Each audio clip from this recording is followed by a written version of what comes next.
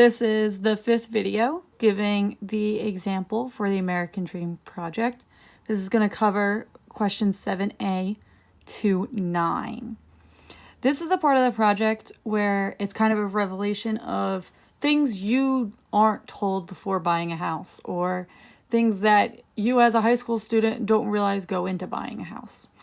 So as much as it's not that fun, it's more of a real life idea of what's going on and something that's really important that you know all about. So number 7 reads additional monthly payment. This is a somewhat tedious part, and when applying for a loan, most banks and credit unions will do some of all this for you, but it's good to know what they're doing and why, because you're spending your money on that. And they don't often tell you what these amounts are or where the numbers come from. So the first part is hazardous insurance. You need to calculate the insurance that you must pay on the home. Google home insurance companies and pick a company. So first of all, you have insurance for health. You have insurance for your car. And people won't give you a loan if you don't have insurance for your house. Because if anything happens to it, then they have that possibility of getting screwed out of the loan that you were paying for. So they make you get this insurance. So I literally just Googled an insurance company that I saw on TV, and I picked Allstate. You know, they have some pretty good commercials. You can pick any home insurance that you see on TV or know about or ask your parents about. So now that, and if they don't know anything, just literally Google home insurance and see what companies show up. Next, you're going to Google that company's name, and next to it, home insurance yearly. So what I did was, you can see my screen. In the Google search bar, I wrote Allstate home insurance yearly cost. And I scrolled down, and I got this really pretty table that gave me different ranges and different amounts that Allstate would cover annually. Note, and I wrote it down here, and it's really important. Do not click on the sites and don't get a free quote. If you can't find that pretty table in the search, then find another insurance company, because I don't want you giving your information out there and getting stuck buying somehow insurance by accident. So in this case, when I looked up Allstate, I need to look for the range that my house was in. So remember, the house I bought was $260,000. So I saw that there's a $250,000 to $500,000 range, and it told me that the yearly premium for that would be $1,469, and I got that all just straight from Google. Now we're going to calculate the monthly cost of homeowner insurance. So if this was the year, we're trying to find the month, all I have to do is divide the year by 12 months to calculate that I'm going to pay $122.42 on homeowners insurance a month. The next thing that they tend not to talk about with you is property tax. You need to determine the property tax for your new home. What is the property tax rate in your location that you bought your home? So for example, if you bought it in Chemung, Google Chemung property tax. If you bought it in California, Google Orange County property tax. I bought this in Marlton. Remember, that's what my home listing said. So I looked up Marlton property tax, and I found by clicking around a little bit that it is 2.781%. I'm going to use this number to determine the annual amount of property tax. So all I have to do is take the amount here, put it as a decimal, and multiply by how much my house was. So property tax a year is going to be a little over $7,000. So since we found for the year, now we want for the month. So again, to find monthly, just divide by 12 months, and we find out that I will be paying $602.55 a month in property tax. Just a little side note, for this project, you're ignoring PMI, that's private mortgage insurance. That's usually required if you don't put 20% down payment on the house. Because of the complexity involved with PMI, we're not going to include it here. Also, most experts recommend planning for repair maintenance costs for about 2% of your home value each year. Again, this is not included in this project, but these costs do need to be planned for monthly in real life. So now what we're going to do is we're going to add these numbers together to create our additional monthly payment. So when I say add these numbers together, we're going to add the amount that we paid for hazardous insurance to the amount, or that was the property tax and then the hazard insurance. So our additional monthly payment to our mortgage is going to be $724.97. So now if we want to figure out how much we pay monthly with a 15-year loan, we're going to take our numbers from 7G and 6A. And for that case, I have my 7G number. And then 6A was all the way back in the last part.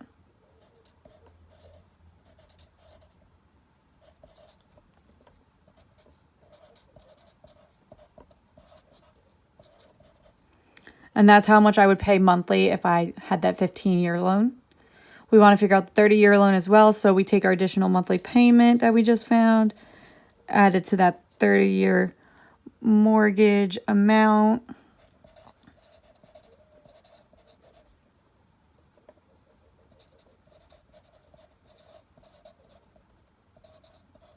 And that's how much we would pay a month if we chose the 30-year loan.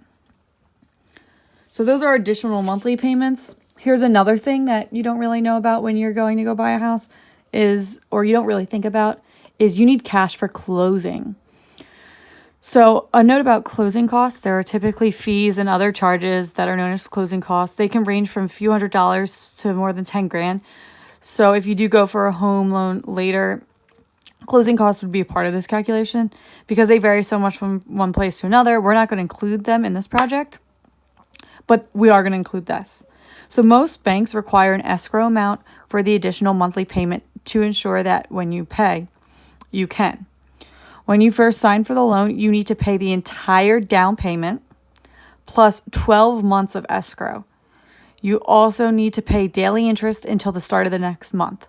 So closing to the end of the month does decrease your closing costs. For this project, we're going to assume that you need 15 days of interest. We are also going to determine how much you need to bring as a cashier's check to the closing of the loan. Most often, the banks require your savings account or checking account to have an additional 2 months total payment as a sign that you're not financially struggling. So this is how much money are you bringing to close the house and sign that deal. So first we have to calculate escrow. So to calculate escrow, we're going to multiply our additional monthly payment that we got from 7G by 12.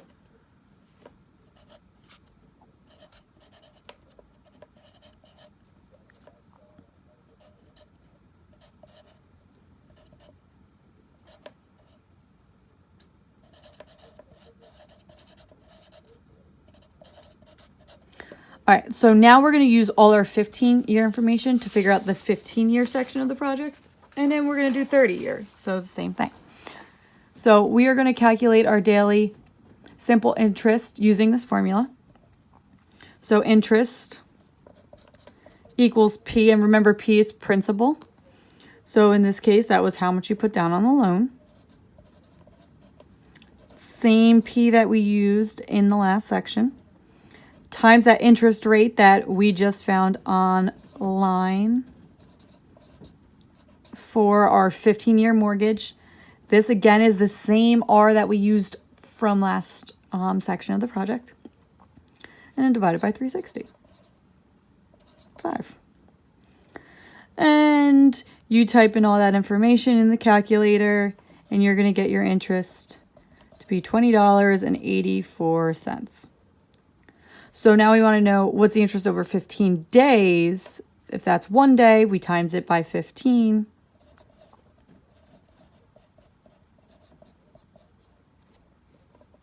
We get $312.60. So now we need to calculate the amount needed for closing. So that's going to be our down payment, our escrow, and our 15 days of interest. So our down payment was what we chose to pay. And remember, I chose 10%.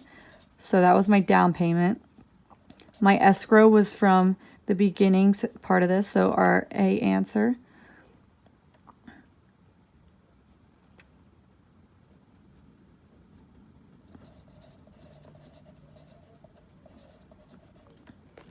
And in our 15 days of interest, we found right there.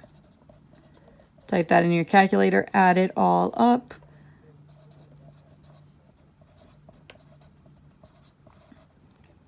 So this is how much we need for actual closing. Now, the bank won't give you a check for that unless you have more money in the account, and it won't give you the check unless you have 2 extra payments. So we're going to take 7H and multiply it by 2. So again, you're just going back into your information, finding out what you got for 7H.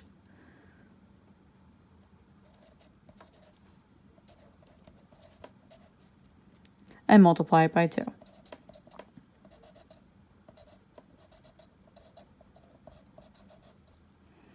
So calculating the amount you actually need your bank account to allow the bank to give you the check for this amount is going to be this plus that.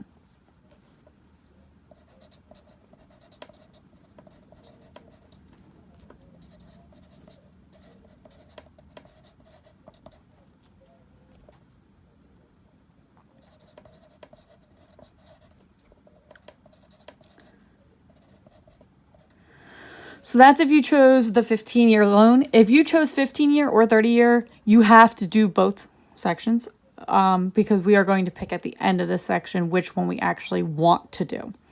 So now using 30-year information. So remember, there's a P and an R. The P is the same P all the way throughout the principal amount we need for the loan, but the R changed when we did the 30-year. So you're going to have to go back and find your R for 30-year. In this case, my R for 30-year was 0.0325.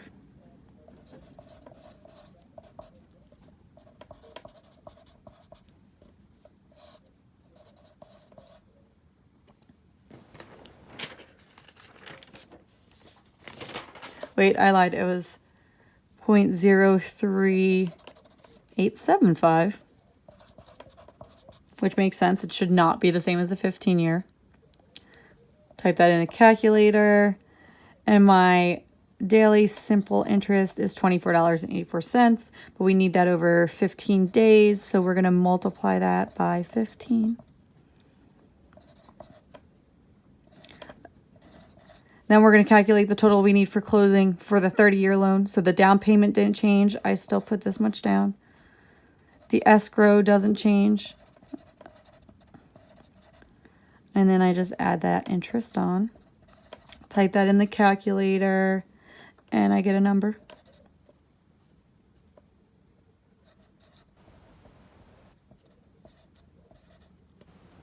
Again, we need 2 extra payments in our bank account for them to actually give us a cashier's check for this.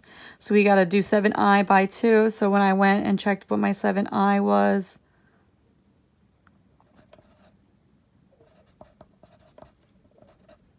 I got this. So now we have to figure out how much needs to be in our bank account to actually get that check. So we're doing this number plus this number.